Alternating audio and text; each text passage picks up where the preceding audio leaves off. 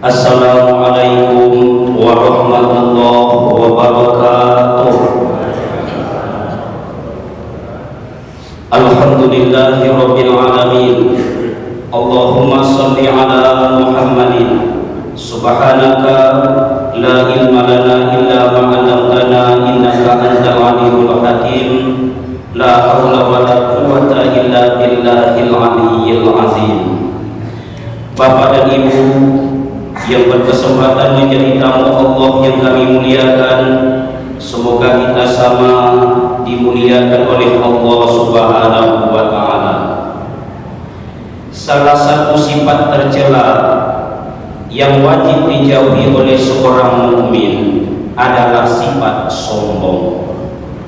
Hal itu sudah diabadikan Allah di dalam Al-Quran yang mulia, tempatnya di dalam surat Al-Isra atau surat Bani Israil, surat yang ke-17 ayat yang ke-34.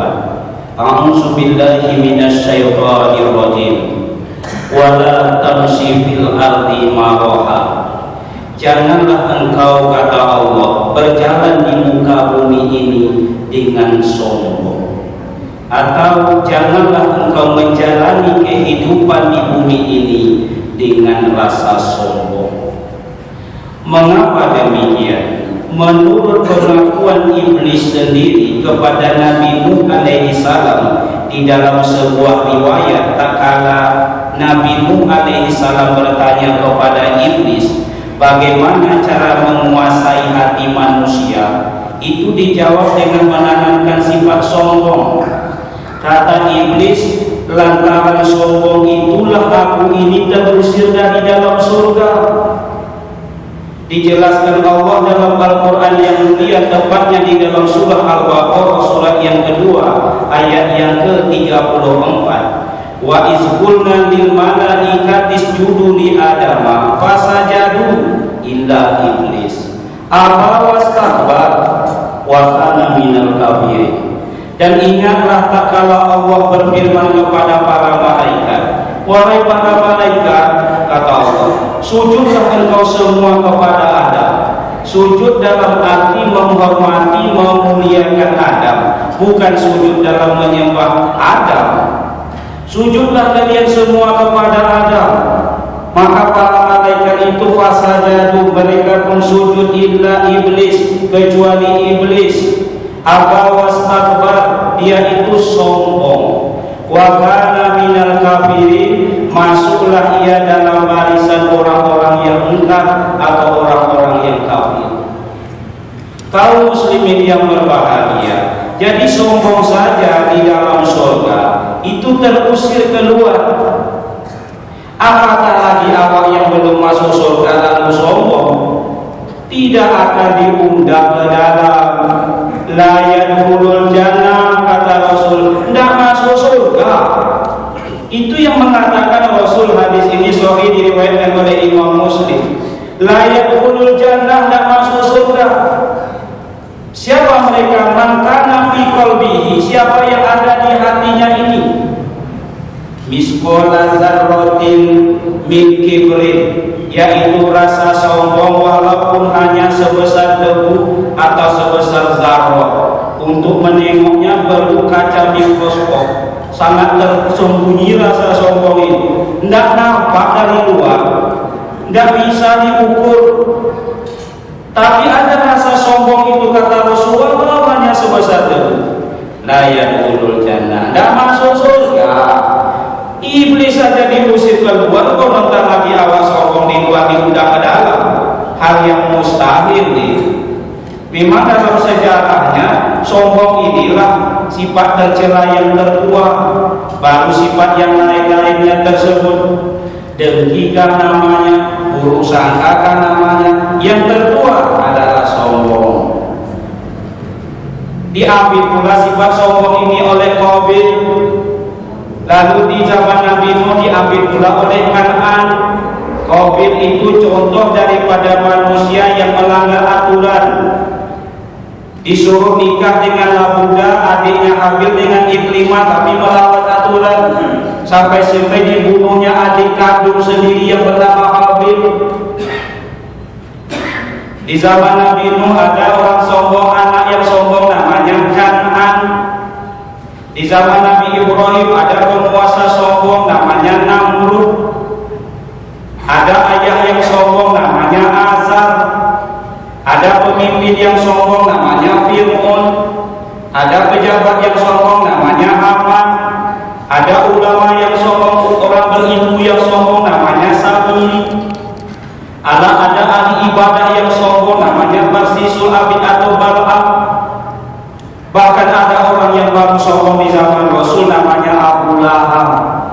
Nama-nama ini ada di dalam Al-Quran yang mulia, menunjukkan kepada kita mengerikan sifat sombong tersebut. Kaum muslimin yang berbahagia, tidak saja mereka dihukum tidak masuk surga, malah dalam berbagai ayat Allah menjelaskan rasa benci Allah kepada orang yang mempunyai sikap sombong itu. Seperti dalam surat Luqman dijelaskan ayat yang ke-31, sesungguhnya Allah tidak mencintai dan menyukai orang yang sombong.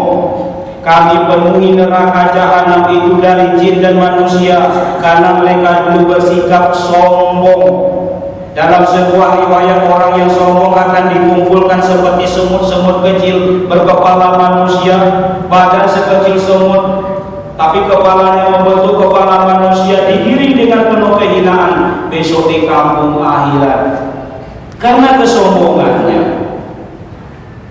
Maka wajar para ulama menggolongkan bahwa sikap sombong ini ternyata termasuk dosa besar, bukan dosa kecil, dosa besar. Kaum muslimin rahimakumullah, lalu apa itu sombong?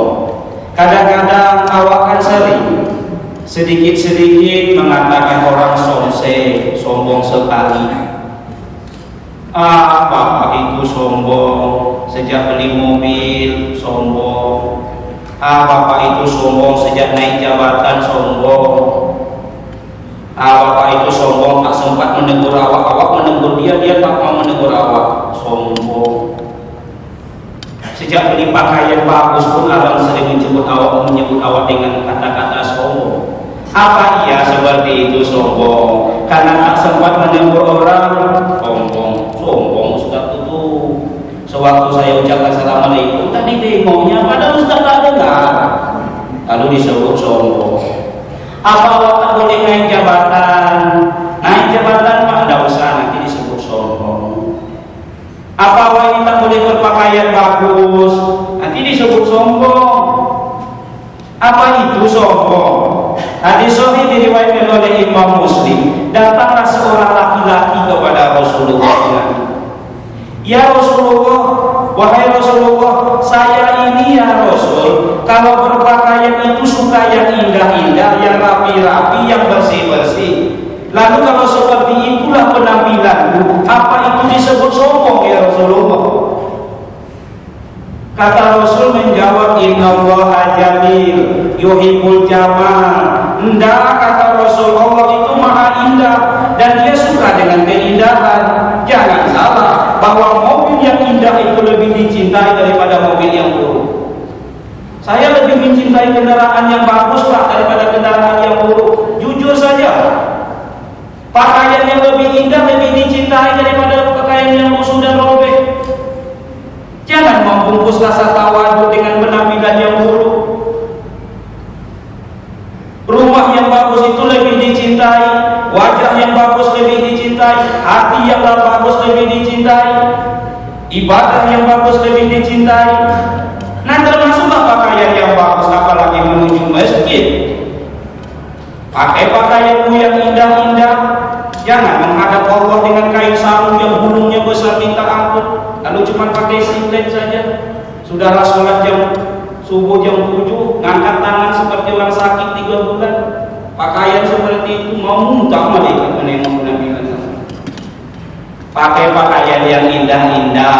Innallaha jamil yuhibbul jamal. Allah itu maha indah, zat yang maha indah. Bukankah alam ini sangat indah? Mencintai keindahan. Kata Rasul meluruskan pandangan manusia tentang sikap sombong. Sombong bukan demikian, kata Rasul. Sombong itu, nah ini dua ini, al-kibru batarul haqi wa ghamtun nas. Sombong itu satu kalau dia menolak kebenaran. Al-kibr itu batarul haq, menolak kebenaran. Datang kebenaran tak mau malah menerimanya, itu sombong. Itulah dicontohkan iblis dalam surga. Sujudlah engkau kepada Adam, tak mau sujud, sombong itu. Disuruh sholat tak mau sholat, sombong. Disuruh awal waktu di akhir waktu, agak sombong. Disuruh puasa tak mau puasa, sombong. Disuruh membayarkan zakat padahal sudah cukup hisab dan hitungannya, tak mau zakat, sombong. Disuruh menutup aurat tapi tak mau menutup aurat. Sebab masih banyak juga awal-awal ini bapak yang membawa anjing di sore hari pakai celana pendek. Haram hukumnya kalau laki-laki pakai celana pendek, nampak lutut itu haram. Aurat laki-laki dari lutut sampai ke pusat, lebih baik tidak berbaju daripada pakai celana pendek. Kalau pakai celana pendek tetap diminta ampun. Saya laki-laki saja malu begitu, apalagi perempuan. Sombong. Pokoknya kalau Allah menolak kebenaran yang datangnya dari Allah dan Rasul, kita tolak, nah itu sombong itu. Yang kedua, waqamtun nas, menghina manusia, itu juga yang dicontohkan iblis. Dalam surat Al-A'raf ditanya oleh Allah, wahai iblis, mengapa engkau tidak mau sujud kepada Adam? Ia menjawab, saya khairu minhu, lebih baik daripada dia. Merasa diri lebih tua, jangan tersinggung bapak kami yang tua. Merasa diri lebih kaya, jangan tersinggung bapak yang kaya. Merasa diri tinggi jabatan, jangan tersinggung yang tinggi jabatan. Merasa diri ini lebih daripada orang lain, ana khairu minhu, mempunyai kelebihan boleh, merasa diri lebih tidak boleh. Melakukan yang benar boleh, merasa diri paling benar tak boleh. Berilmu boleh, merasa diri paling berilmu tak boleh. Nah ini masalahnya merasa ana khairu minhu, saya ini lebih baik daripada dia. Nah, mulai dia menghina, kholaqani min narin, saya ini diciptakan daripada api yang mulia. Wa kholaqtahu min tin, dia itu dari tanah yang busuk. Rupanya sering memang orang yang seperti setan, maaf kalau agak kasar, sebenarnya tak boleh kata-kata ini. Pandangan meminjam seperti setan itu sering mengukur kemuliaan manusia itu dengan segi itu, yaitu materi yang dimiliki. Adam dari tanah katanya hina, dia dari api katanya mulia. Padahal dalam pandangan Allah ukuran kemuliaan tidak di situ.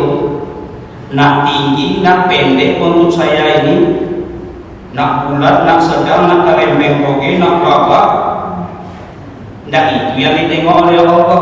Kulit pun sudah diciptakan Allah, kan tak bisa pesan coba. Nak putih, nak bola-bola, nak abu-abu, enggak. Inilah takdir Allah. Inna Allah la yanzuru ila ajsamikum, Allah tidak tengok kepada bentuk, wala ila amwalikum, tak kepada aksesoris harta, wala ila suwarikum, tidak kepada bentuk raut wajah, walakin yanzuru ila qulubikum, tengok kepada hati, wa amalikum, dan amal. Tapi kalau setan mengukurnya dari segi kebendaan, kedudukan, dan lain sebagainya.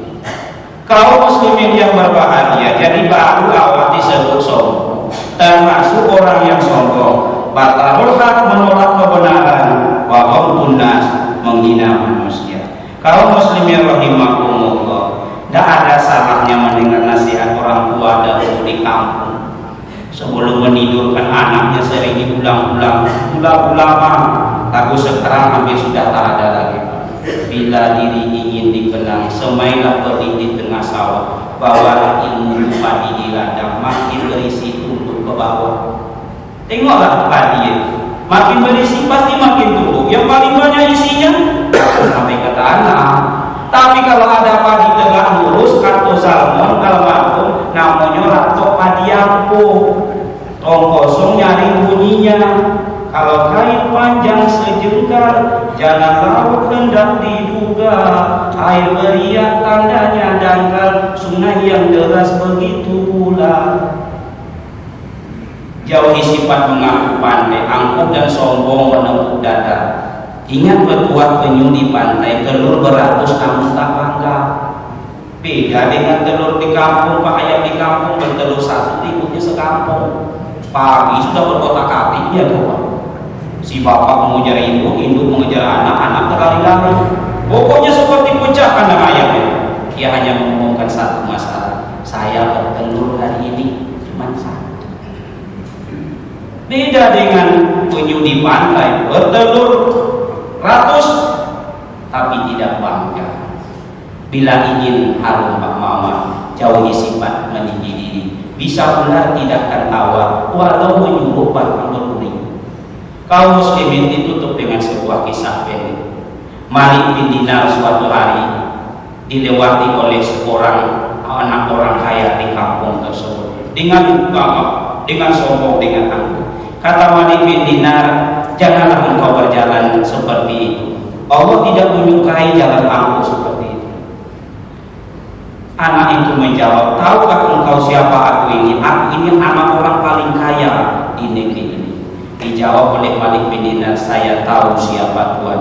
Tuhan itu diciptakan dari air yang hilang setiap kita. Tuhan itu berjalan-jalan kemana-mana bawa kotoran, semuanya penuh dengan air. Hari ini orang mau dulu bercakap dengan kita karena kita rajin membersihkannya. Coba kalau dibiarkan seminggu, ini mata penuh dengan tai, telinga tai, gigi betai, kulit daki namanya, di kuku banyak tai, apalagi di perut ini udangnya penyakit banyak. Kemana-mana bawa kotoran, dan apabila Tuhan dipanggil oleh Allah hanyalah sebujur bangkai. Bangkai yang paling busuk adalah bangkainya manusia. Nah, kaum muslimin yang berbahagia, mudah-mudahan berinsur dan berangsur kita bisa menjauhi salah satu sifat yang tercela dalam agama ini, yaitu sifat sombong. Lebih dan kurang mohon maaf. Subhanakallahumma wa bihamdika, asyhadu an la ilaha illa anta, astaghfiruka wa atubu ilaik. Assalamualaikum